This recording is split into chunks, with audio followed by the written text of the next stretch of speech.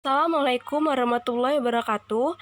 Saya Salsabila Julia Farana dengan NPM 1917051004 dari kelas B. Kali ini saya akan menjelaskan materi mengenai struktur komputer dengan arsitektur von Neumann dan perbedaannya dengan arsitektur Harvard. Langsung saja, arsitektur komputer von Neumann. Arsitektur von Neumann adalah arsitektur komputer yang menempatkan program yaitu ROM read-only memory dan data yaitu RAM random access memory dalam peta memori yang sama. Arsitektur ini memiliki address dan data bus tunggal untuk mengelamati program atau instruksi dan data. Arsitektur von Neumann atau mesin von Neumann merupakan arsitektur yang diciptakan oleh John von Neumann pada tahun 1903 sampai 1957.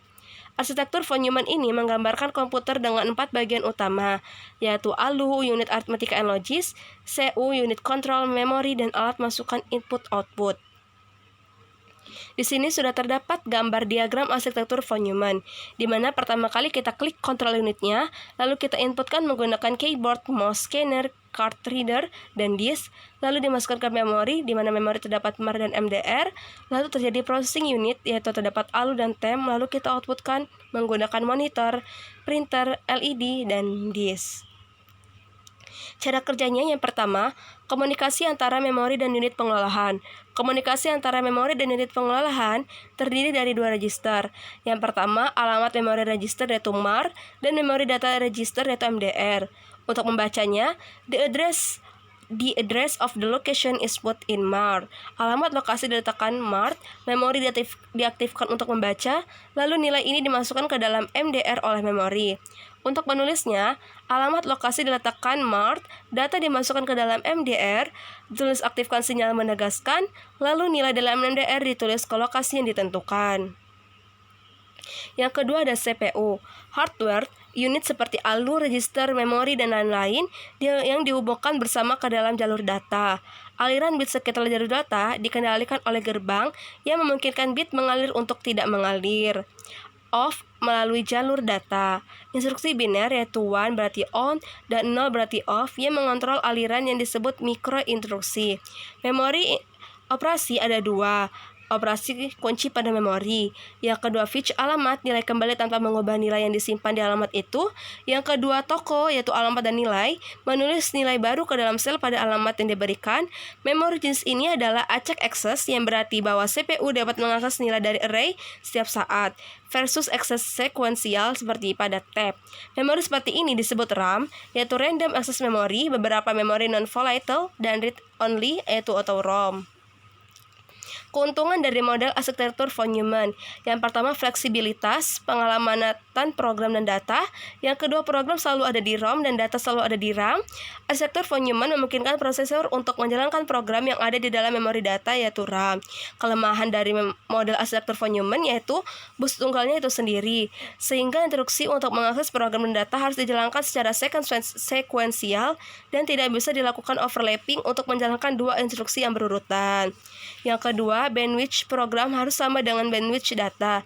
Jika memori data adalah 8 bit, maka program juga harus 8 bits.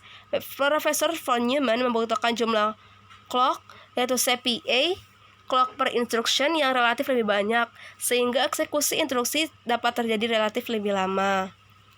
Selanjutnya, arsitektur komputer Harvard.